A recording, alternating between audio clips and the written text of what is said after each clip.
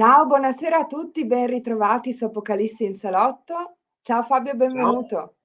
ciao Anna. Sono qui stasera con, sbaglio sempre, Fabio Todeschini, che è il titolare della Palle. libreria È tutto esoterica al contrario. Sigillo, compagno di merende, che è una locuzione che non si dovrebbe usare, ma che usiamo tutti ancora, nonché autore di svariati volumi. Stasera vi parliamo di uno in particolare, che vedremo dopo, e direttore editoriale della rivista Oxymoron, che fa capo appunto sempre a sé medesimo. Allora, Grazie. signori, come sempre vi invito ad accomodarvi, a prendere i vostri bicchierini, tazzine, bicchieroni, quello che è, non lo vorrò mai sapere, un giorno sono sicura che me lo direte lo stesso. Per chi segue in differita, ci vediamo fra un minuto esatto alla fine della sigla. Accomodatevi.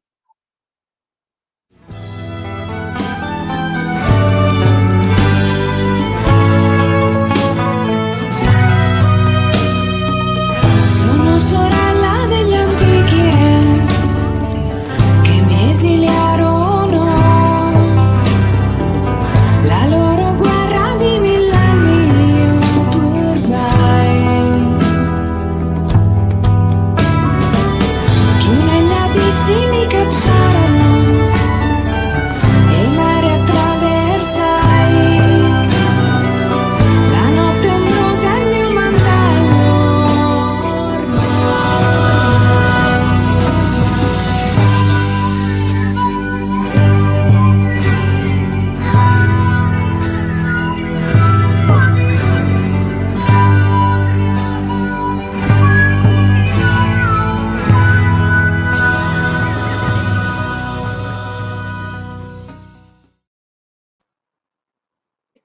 Rieccoci. Allora Fabio, io ti ho invitato qui stasera perché c'è un libro che tu hai scritto ormai diversi anni fa, ma che io adoro e non ne abbiamo mai parlato. Non in In diretta, è realtà, vero?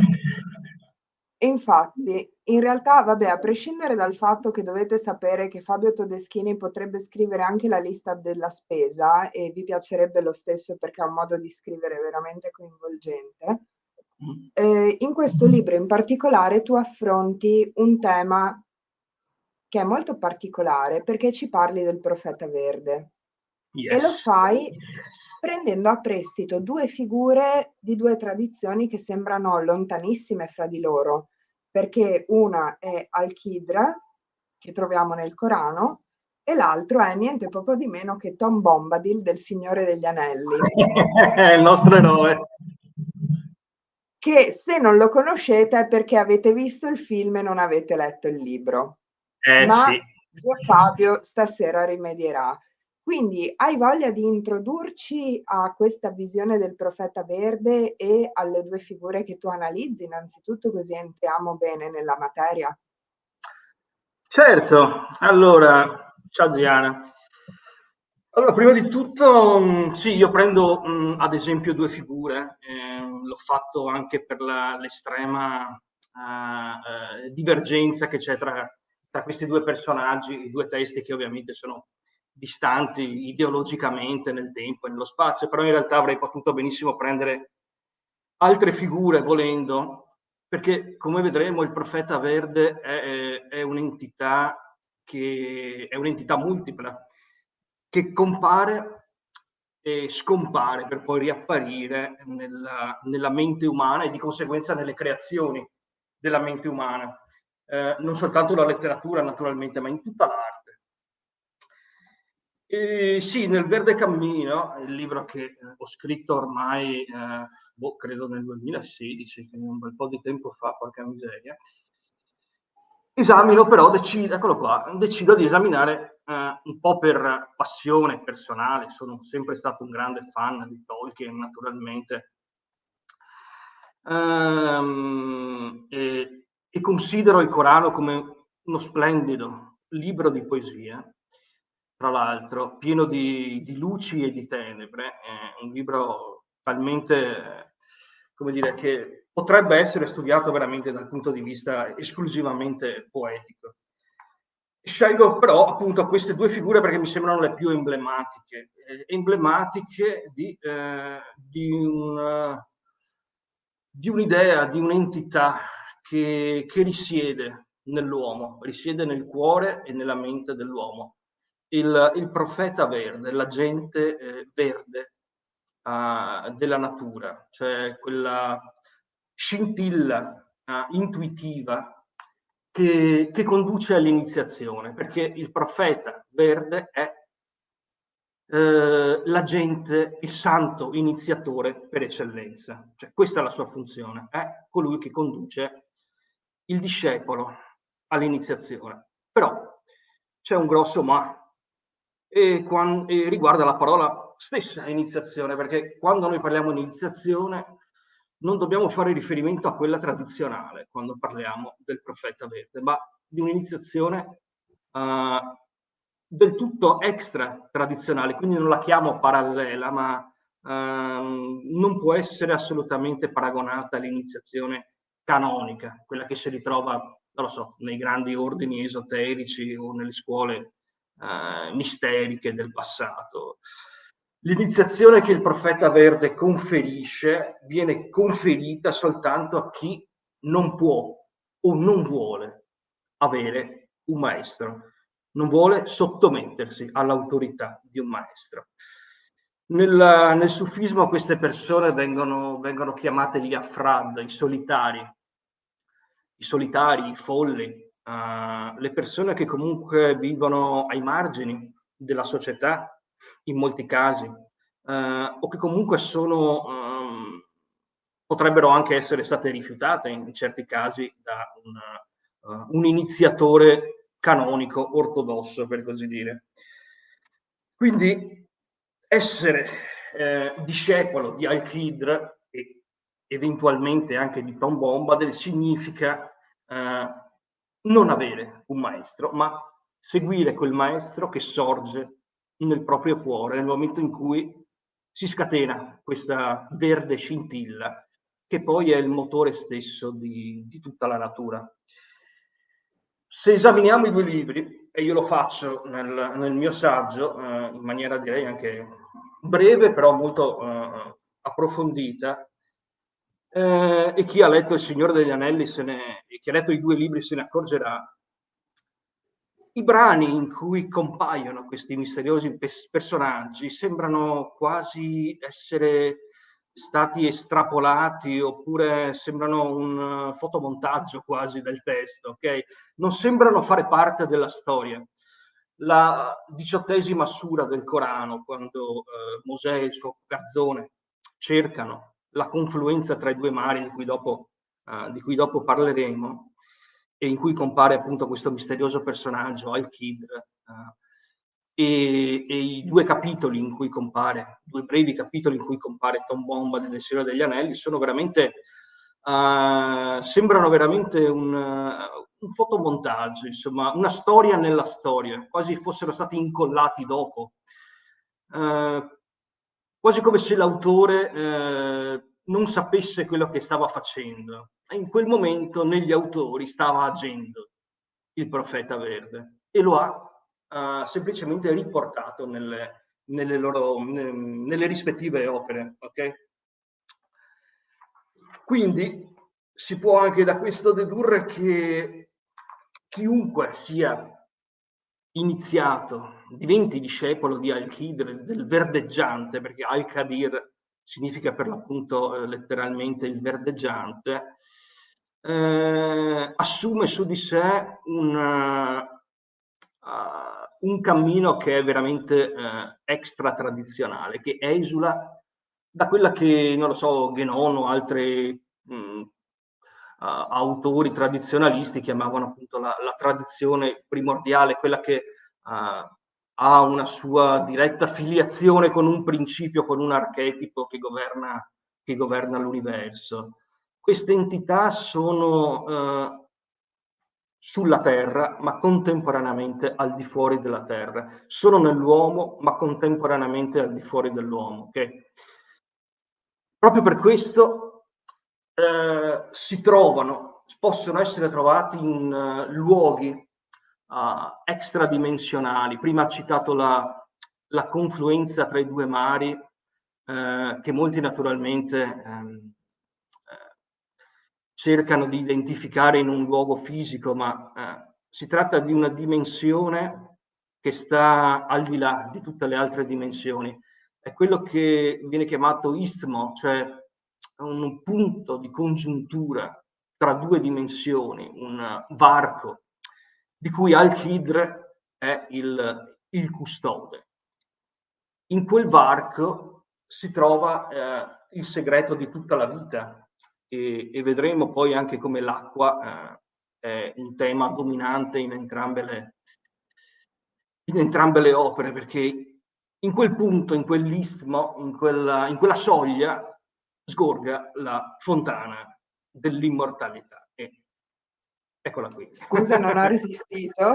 Con il suo Sto mandando in custode. sovraimpressione il Re Gudea, che è un sovrano sumero, ma me l'hai fatto venire in mente, come dicevo dietro le quinte, perché anche nel mio nuovo libro che sta uscendo, I misteri di Inanna, si parla molto spesso di un luogo in cui i riti di purificazione più importanti devono essere effettuati, che è situato alla confluenza dei due fiumi. Allora, se vedete, il re ha in mano un vaso da cui sgorgano i due fiumi. E che ovviamente è un luogo che non sono riusciti a trovare perché non è un luogo fisico, è un luogo simbolico. Come dicevi tu, la confluenza dei due mari o la confluenza dei fiumi in realtà è un luogo metaforico che indica o la confluenza delle due correnti opposte oppure la confluenza dei due mondi. È così, è quello stesso istmo, quello stato in cui ti trovi quando stai uscendo da un sogno e ti stai per svegliare. Quello stato ipnopompico in cui sei preda delle più mirabolanti allucinazioni. È il bardo tra la vita e la morte, tra l'allucinazione e la realtà. È il bardo tra il sogno sì, appunto, è il bardo tra il sogno e la veglia, lo stato intermedio. E il custode dello stato intermedio è il profeta verde. Il profeta verde che naturalmente nelle opere che prendo in esame io agisce in maniera totalmente folle, cioè è peggio del matto dei tarocchi, perché Al-Khidr nel Corano arriva a provocare una falla nell'imbarcazione su cui stanno viaggiando lui, Mosè e il suo garzone, disseppellisce, uccide una persona soltanto perché per poi trovare un tesoro alla base di un muro semicrollato. Parallelamente, nel Signore degli Anelli, chiunque l'ha letto muore da ridere nel vedere come agisce Tom Bombadil, cioè non fa altro che piroettare, danzare, cantare ritornelli senza senso, e lì abbiamo ovviamente il tema della glossolalia che è importantissimo e sciamanico naturalmente. Però attraverso quella che Al-Ghazali chiamava l'alchimia della felicità, sono in grado effettivamente di compiere i più audaci prodigi. Prodigi che comunque sono finalizzati a mettere il discepolo in una condizione di totale confusione. Quella confusione che appare quando siamo davanti al panico, quando Pan soffia nella sua siringa e ci accorgiamo dell'immensità e della caoticità della natura.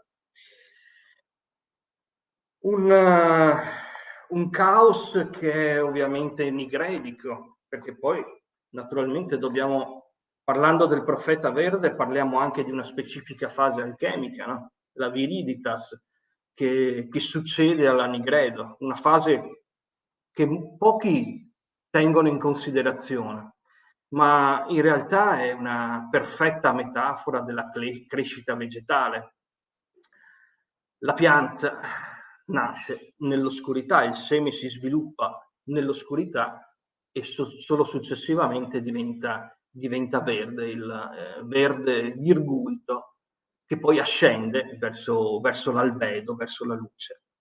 E parallelamente tutto il viaggio dei protagonisti del Signore degli Anelli segue questa metafora alchemica, fino ad arrivare al Montefato, cioè la Rubedo, l'officina alchemica, no, per eccellenza, in cui è stato forgiato l'unico anello, in cui finalmente gli ultimi residui dell'ego, no, di Frodo forse di Sam no, perché un ego non l'ha mai avuto, ma di Frodo vengono bruciati via e come dire, diventano degni di ascendere, di oltrepassare il mare, perché alla fine Frodo, come discepolo del profeta verde, attraversa anche lui il mare per arrivare a Valinor, alle terre immortali, dove appunto sgorga quell'acqua di vita che lo sanerà da tutte le traversie, da tutti i dolori che ha subito durante il romanzo.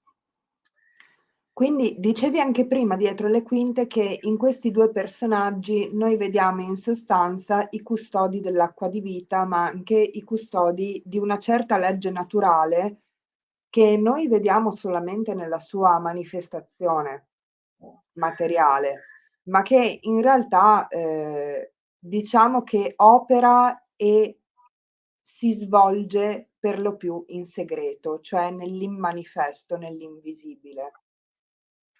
Ragione anche per cui questi due personaggi noi li comprendiamo poco nelle loro manifestazioni, perché in realtà tutto quello che fanno ha una caratteristica che è più occulta che palese. A questo infatti sarei arrivato, perché noi siamo abituati a pensare al concetto di profeta come a colui che pronuncia una parola, ok? Pronuncia una parola, Allah è grande, oppure il telema, la parola del leone di Horus, o ancora, insomma, il profeta è colui che pronuncia una parola destinata a creare un movimento, un'ideologia, una religione.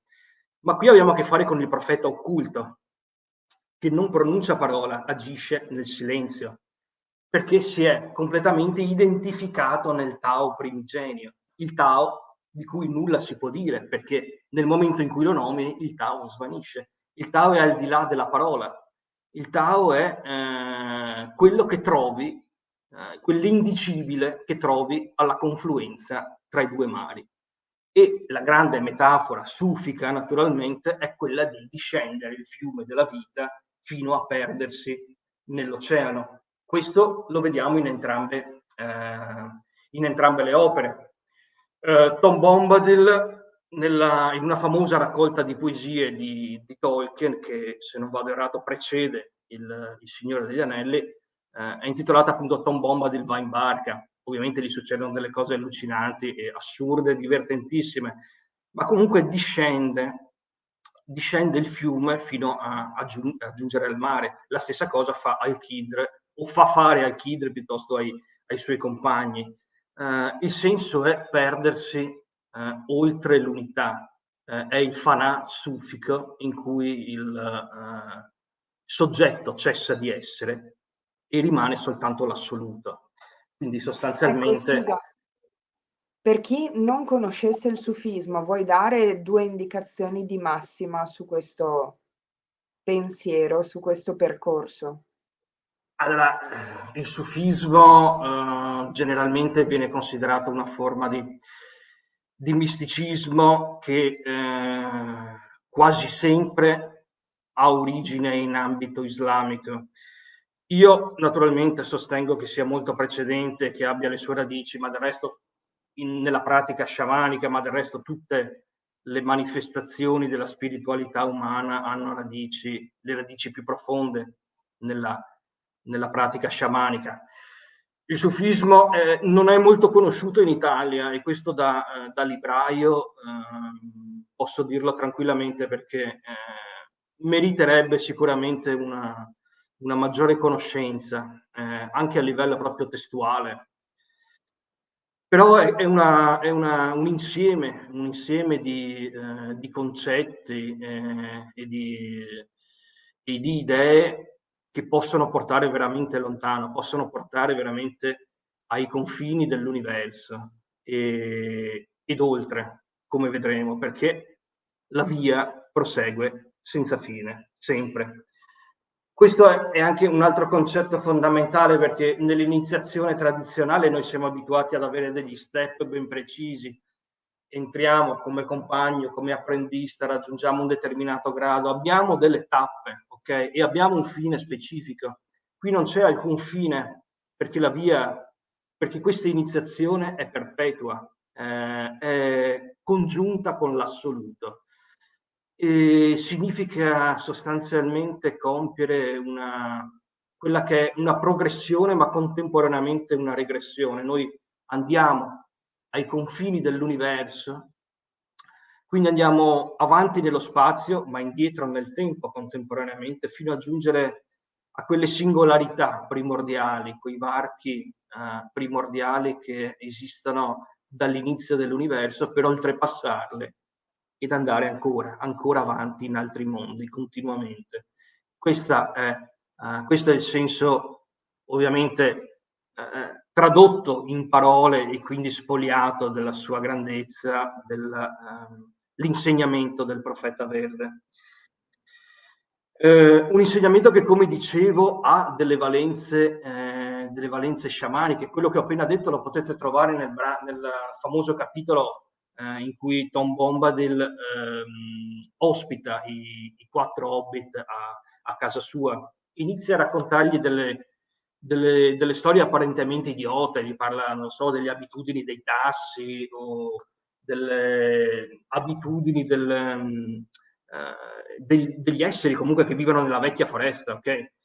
Però contemporaneamente inserisce nel suo racconto una storia stellare, una storia galattica, e alla fine gli hobbit si rendono conto che sta parlando di tutt'altro, li sta facendo regredire fino ai primordi della creazione. Si sentono quasi in trance in quel bellissimo brano. È un brano prettamente sciamanico. Attraverso il racconto della creazione lui riesce a portarli indietro fino alla primigenia luce stellare. Okay?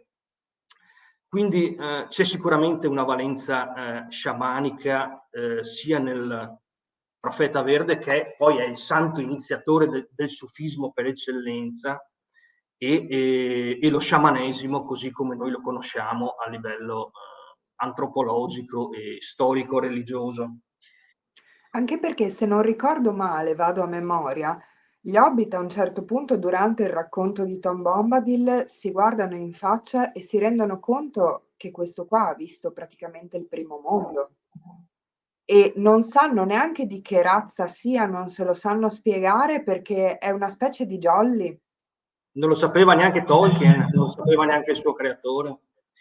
Hanno cercato per anni i suoi fan di fargli spiegare che cos'è questo mistero, ma lui non poteva spiegarlo, perché non lo sapeva, perché, come scrive Simmel, ogni autentico segreto è un segreto vuoto. Se non fosse vuoto, quel segreto potrebbe essere rivelato e non sarebbe più segreto. Quindi il vuoto, il mozzo della ruota, il Tao primigenio, è lì che si può trovare una metafora di questi misteri che a volte possiedono la mente dell'autore senza che lui se ne renda conto, e lo rendono anche incapace di spiegare il perché si trova lì quello specifico personaggio. Se potessimo andare a trovare l'autore del Corano, ovviamente è un libro rivelato, quindi c'è una leggenda mistica sulla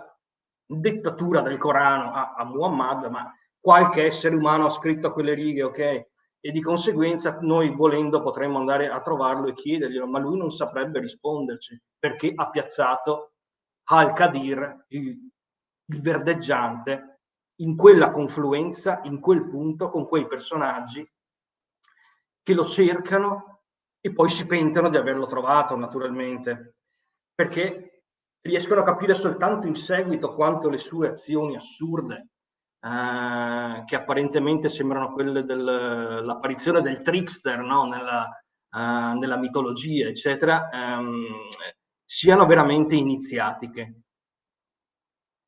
Sembrano assurde, addirittura nel caso di Tom Bombadil, addirittura crudeli nel caso di Al-Khidr, ma in realtà hanno un fine specifico, e quel fine è condurre le persone che sono davanti a questa entità al di là di qualsiasi fine, al di là di qualsiasi scopo, al di là di se stessi.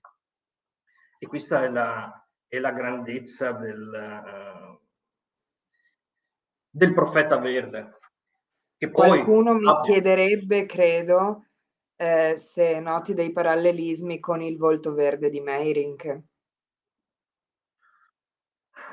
Come ho detto, questa creatura, allora, il punto è questo, secondo me, ed è anche la tesi del mio libro, il Profeta Verde, l'agente verde della natura è una forma Dio, è una forma Dio che chiunque di noi può assumere in qualsiasi momento, e quindi è l'autoiniziazione per eccellenza, e lo troviamo in tantissime opere. Avrei potuto benissimo prendere Meirink come punto di riferimento, se mi fosse piaciuto quanto mi piace Tolkien, però dopo ognuno ha le sue fisse, ok? Però facendo una ricerca, e qualcuno potrebbe anche ampliare la ricerca che ho fatto io, che è modesta, potrebbe veramente trovare questa figura in esempi letterari, pittorici, scultorei perfino, veramente, veramente distanti l'uno dall'altro. Questo proprio perché il Profeta Verde è una luce, è una luce che appare, scompare, ricompare autonomamente e imprevedibilmente in maniera stocastica. Ti mando una domanda che ha fatto Andrea Casella, che dice: argomento interessante, si dice che la figura di Al-Khidr sia modellata su Enki e A, il Cronos Saturno sumero accadico. Ho intravisto una natura saturnina nello stesso Tom Bombadil. Qualcosa di cui non... forse potresti rispondere meglio tu a questo, in effetti, dato che è più il tuo campo di studi piuttosto che il mio, però credo che tu abbia ragione, nel senso che io non ho intravisto una natura saturnina nella figura di Tom Bombadil, ma sicuramente la si può notare in maniera estremamente evidente in Al-Khidr. Ma Cronos è anche il tempo, e il tempo in cui opera il Profeta Verde è un tempo parallelo al tempo ordinario, è il tempo ombra. Il tempo ombra in cui si muovono quelle creature che sono per l'appunto in bilico tra i due mondi, come gli Ent, come gli Ucorni, per esempio. Quindi vedo più questo, per rispondere alla domanda, vedo più nel coranico Al-Khidr questa identificazione, piuttosto che in Tom Bombadil. Anche se in realtà alcune delle azioni che compie possono essere magari viste come estremamente enigmatiche ed oscure, però hanno sempre un fine salvifico. Questo va rimarcato. Entrambi i personaggi sono comunque dei salvatori, che utilizzano dei metodi ben poco ortodossi per mettere sulla dritta via, sul verde cammino, le persone con cui vengono a contatto.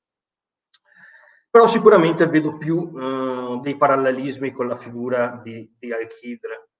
Tu mi dicevi prima, Tom Bombadil è il più anziano, è il primo essere vivente.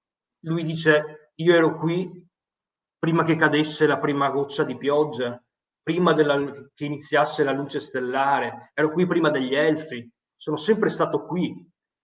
Alcuni hanno detto: ok, allora è Dio, ma in Arda, nell'universo di Tolkien, Eru Ilúvatar non si è mai incarnato in forma fisica. Questo l'ha detto lui, l'ha detto Tolkien stesso La realtà in trasparenza. E di conseguenza il mistero resta. Altri hanno detto, ok, allora è la Terra. Non è nemmeno la Terra, perché Tom Bombadil non ne fa parte, la custodisce, ma non è parte della Terra. È veramente un'entità extra che è al di fuori completamente della storia, eppure è dentro adesso. Questo lo rende uno dei personaggi più incredibili forse creati dall'uomo. Sì, anche perché in tutte le tradizioni noi abbiamo, però, se vai a ben vedere, un concetto ineffabile che sta al di sopra degli stessi dei. Per esempio, se andiamo tanto indietro nel tempo, Sumeri, Accadi, Babilonesi, ecco, loro avevano gli dei che dovevano sottostare a delle leggi naturali, al giuramento. C'era sempre qualche cosa che potevano e non potevano fare, ma questa legge era al di sopra di loro, perché era qualcosa di universale. Allo stesso modo, per esempio, nell'antica Roma, nell'antica Grecia abbiamo il fato, no? Le parche, le moire. Una legge naturale che sta al di sopra degli dei stessi e che o riassumiamo come concetto di ordine cosmico, ma secondo me, per dirla meglio, potremmo proprio riassumerla come spirito universale, che è perfetto nel suo stesso moto e non ha bisogno di troppe definizioni giuridiche. In un capitolo del libro io lo definisco l'azot, ok? L'azot alchemico, quindi un agente vivificante universale che può incarnarsi anche in una figura idealizzata, metaforica, letteraria in questo caso, ma è onnipervadente in ogni caso. Non ho la pretesa di assumerlo a ordine cosmico. Forse la metafora che più che anche nel testo che utilizza più spesso è quella del Tao, ok? Un qualcosa di ineffabile, di indicibile, di inspiegabile, di indescrivibile, che però è la natura stessa di tutto ciò che esiste e che non esiste, del manifesto e dell'immanifesto. Colui che assume su di sé la forma Dio del profeta verde, dell'agente verde della natura, è in grado di muoversi tra il manifesto e l'immanifesto a suo piacimento. Evidentemente Tolkien aveva assunto quella forma Dio nel momento in cui ha scritto quei capitoli, e poi se n'è anche dimenticato perché l'ha abbandonata, ma c'è restata traccia, ok, di quello che fortunatamente altrimenti non saremmo qui a parlarne. La stessa cosa è accaduta nel Corano, la stessa cosa è accaduta in migliaia di altri testi che sarebbe bello poter citare tutti, sarebbe bello poter fare uno studio generale su questo, perché sono stati fatti tanti studi, non so, ad esempio sul Green Man, tanto per dirne una, o sugli dei della vegetazione, chiaramente, ma il profeta verde è tutt'altro. Gli dei della vegetazione sono tutti, ad esempio, destinati alla morte e alla rinascita, lo sappiamo, è la base di tutti i culti misterici dell'antichità. Il profeta verde è un qualcosa di veramente extra tradizionale, extra mitologico, che si inserisce l'unico parallelismo che a me viene in mente è l'intuizione artistica, ok? È un qualcosa che non può essere spiegato, non può essere previsto, ovviamente, se ne possono vedere soltanto gli effetti. E infatti fra gli effetti, venendo al tuo libro, io mi sono assegnata 2 punti che mi hanno abbastanza stupita, nel senso che tu poi lo tracci un sentiero. Questo libro è molto breve, nel senso che ha 150 pagine, ma sono pregnissime, nel senso c'è veramente di tutto qua dentro. credo che non si possa leggere più di un capitolo alla volta perché poi va meditato. E i 2 punti che mi sono segnata, il primo è a pagina 26 perché tu citi proprio delle prove lungo il verde cammino. Nel senso, non è che sia un cammino all'interno del quale tu fai 2 passi lungo il sentiero e poi ti fondi con il tutto. Anzi, anche all'interno di questo cammino l'aspirante ovviamente deve superare alcune prove, perché il cammino della trasmutazione, necessariamente presuppone il fatto che uno debba affrontare un percorso e delle prove. Quindi non è che sic et simpliciter ti incammini lungo un cammino filosofico, non devi fare niente, sarai uno con il tutto.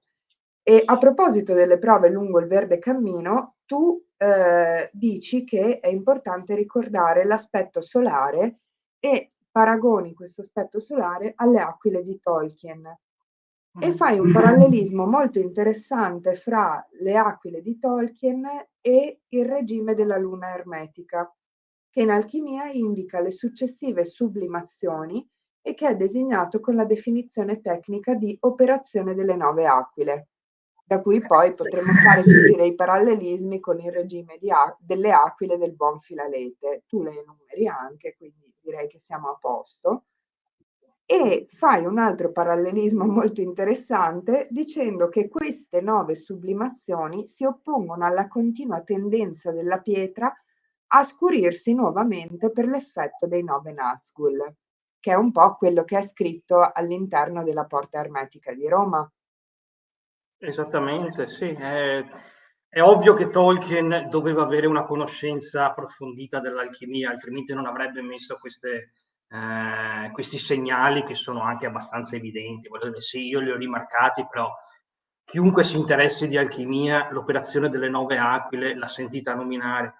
E in ogni momento, nei momenti topici, diciamo, nei momenti culmine, ok, in quegli istanti che sembrano quasi congelati nel tempo, nel Signore degli Anelli, le aquile giungono per salvare i protagonisti e per sublimarli e condurli alla prova successiva, naturalmente. Quindi c'è una continua sublimazione, è un percorso, è un romanzo di formazione, se vogliamo, da parte degli Hobbit che trovano diverse guide sul loro cammino, guide che però sono delle prove iniziatiche e alchemiche molto, molto evidenti, come hai rimarcato tu, cioè,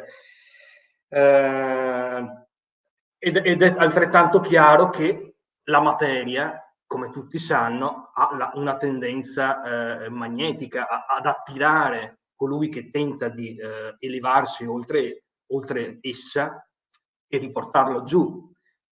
In questo caso è simboleggiato appunto da questi antichi re decaduti, no? che ci ricordano anche gli antichi re di Edom, che poi diventano una metafora delle forze squilibrate nella Kabbalah ebraica delle Cliffot, appunto i nove Nazgûl. E quindi abbiamo questa contrapposizione tra l'aquila sublimatrice albedica e il Nazgûl nigredico invece e discendente, che rappresenta il Tamas, ok, discendente, laddove le aquile rappresentano il Sattva invece ascendente. Quindi anche qui, volendo, si potrebbe fare uno studio soltanto su questo. Non Io solo, ma anche la Compagnia dell'Anello, se non ricordo male, era composta proprio di 9 personaggi. Ci sono 9 personaggi e qui torniamo anche Andrea Casella prima parlava di Cronos e del tempo, e il 9 di conseguenza è il numero saturnino per eccellenza, che va a pervadere tutta quanta l'opera di Tolkien, ok? Attraverso queste varie metafore. Questo è più o meno quanto, però la realtà è che quando assumiamo su di noi finalmente questa forma Dio, questa autoiniziazione del profeta verde, noi cessiamo di avere una forma e un nome, andiamo al di là di Nama e Rupa e siamo in grado di assumere tutte le forme, diventiamo delle entità multiple, ok? Che possono incarnarsi in moltissime modalità, in un'ideologia, in un movimento, in un'opera letteraria, in una poesia o nel nulla più totale, perché colui che è nel Tao in realtà agisce non agendo, ok? E quindi possiamo, ed è quello che più o meno io cerco di dimostrare alla fine del Verde Cammino, possiamo dimostrare che l'influenza del profeta verde nella cultura umana si manifesta, non lo so, nei movimenti ecologisti, nei movimenti di ribellione all'autorità, nei movimenti anarchici, in chiunque non sia adatto al sistema specificamente creato per controllare l'uomo. Quindi qui abbiamo anche la metafora, come dire, gnostica di uscita dalla gabbia arcontica che è stata creata per intrappolare quella stessa gnosi che invece il profeta verde è pronto a elargire gratuitamente a chiunque, perché è già all'interno del cuore umano e della mente umana, dove poi si scatena. Infatti, un altro passo che mi ha colpita molto è a pagina 90, in cui dici: solo colui che ha bevuto l'acqua di vita e che si è trovato miracolosamente a posizionarsi nel polo, nella mezzanotte del nord, nel sole nero di Abraxas, solo costui possiede dentro di sé il fuoco necessario all'evaporazione dell'acqua e alla sua trasformazione in un'essenza di vita o elisir, portatore della prima vera vita nel discepolo. E quindi, riagganciandomi a quello che hai appena finito di dire, non è che chi percorre questo cammino sotto l'egida del profeta verde, sotto il suo maestrato, fra virgolette, sia semplicemente un ribelle o un sociopatico. No, che detesta le regole, ma semplicemente è arrivato a uno stato tale per cui di queste regole non ha più bisogno perché ha trovato la vera legge. E questa è la differenza fondamentale, secondo me, fra fra un sociopatico e uno che è lungo questo cammino di libertà. Il sociopatico è soltanto l'altra faccia della medaglia della persona sociale, ok? Anche il sociopatico è un malato che è all'interno comunque della società.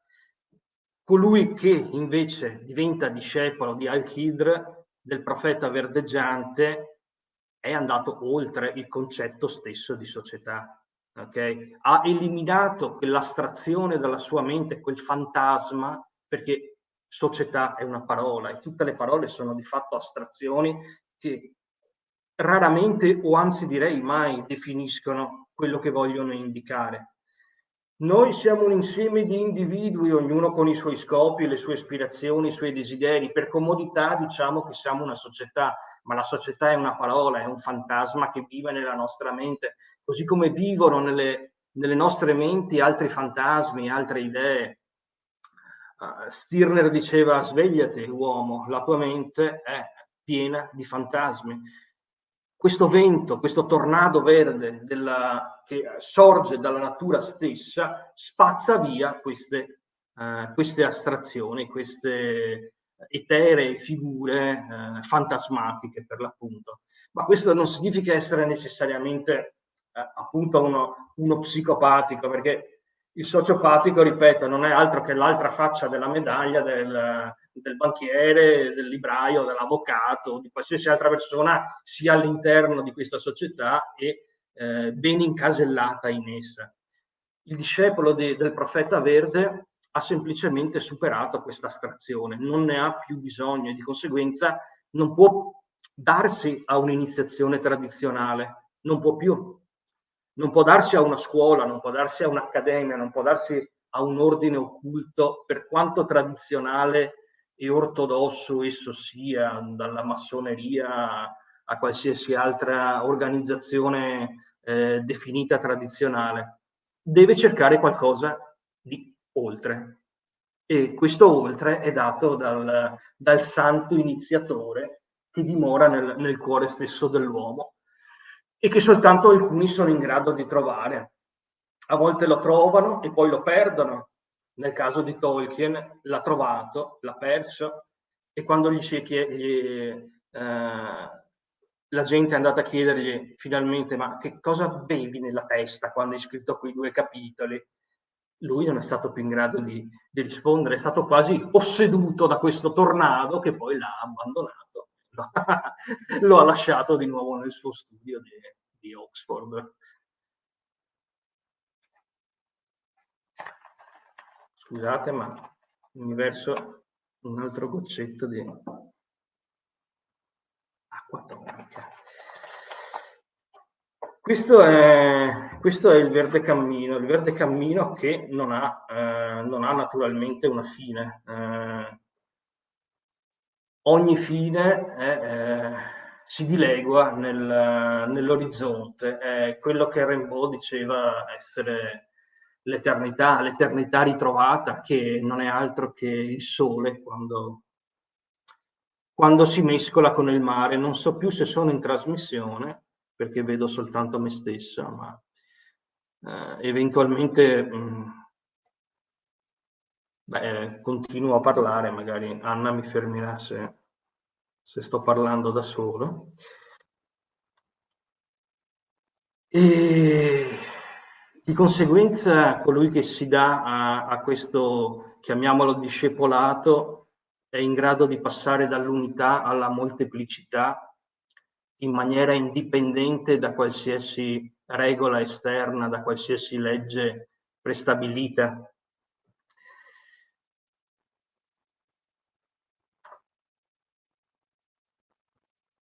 Io aspetto un attimo. Scusate, vedo se mi sta mandando dei messaggi da qualche altra parte.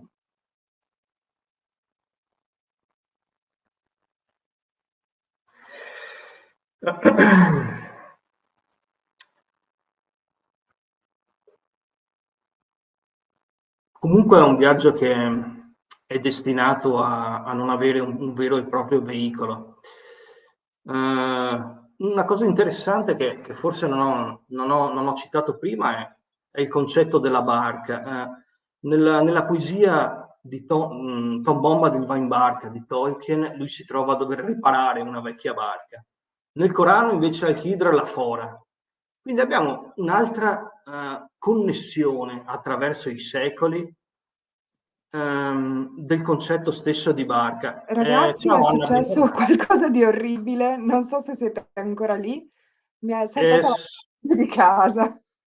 Io sono andato avanti a parlare. Hai fatto benissimo, mi ha proprio saltato tutto. Stavo parlando del concetto di barca e di fiume ancora, però stiamo andando verso l'oceano e quindi verso la fine del nostro viaggio.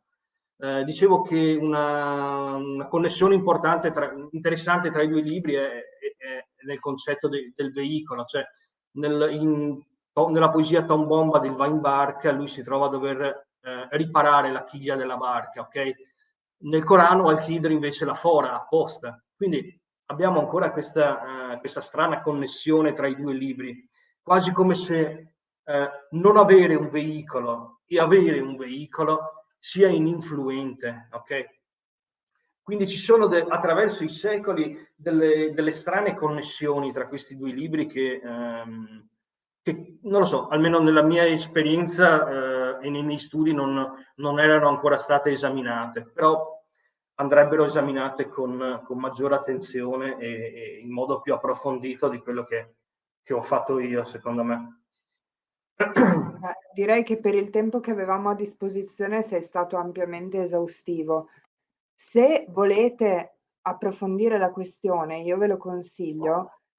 Non so se sia quasi esaurito il Verde Cammino, io l'ho trovato ancora da qualche parte, ma sicuramente la libreria Sigillo ce l'ha, quindi Sì. segnatevi il titolo. E se È volete fuori catalogo, approfondire, ma io ne ho ancora delle copie, quindi lo potete trovare sì, insomma, sul nostro sito. Ecco. Ok, A questo punto, se avete qualche altra domanda, io la passo a Fabio. Sentivo che dovevo ascoltarti stasera. Grazie, Giana. Hai visto? Hai visto? I fedeli Altrimenti, se clienti non di avete Fabio. Se non avete domande, io in realtà vi darei appuntamento a fra 2 settimane, il 6 di novembre, che abbiamo come ospite proprio Andrea Casella, che è intervenuto prima. Con la macchina del tempo? Anna, stasera la tua Io, connessione... Fabio, no, è un disastro, non so cosa succede. È E quindi a l'influenza questo del punto mi profeta vedo costretta a verde. finire la diretta, se no non finirà mai. Perché o la chiudo io o andrà avanti per sempre, quindi in qualche modo la dobbiamo chiudere. Ok. Grazie Anna di avermi ospitato ancora una volta. Grazie a te per essere venuto ancora una volta e ragazzi, vi ringrazio per essere stati con noi, per averci seguiti fino alla fine e restate connessi perché vi dovete godere. La sigla finale arriva il meteorite. Ciao Fabio, grazie. Ciao, buona serata a tutti.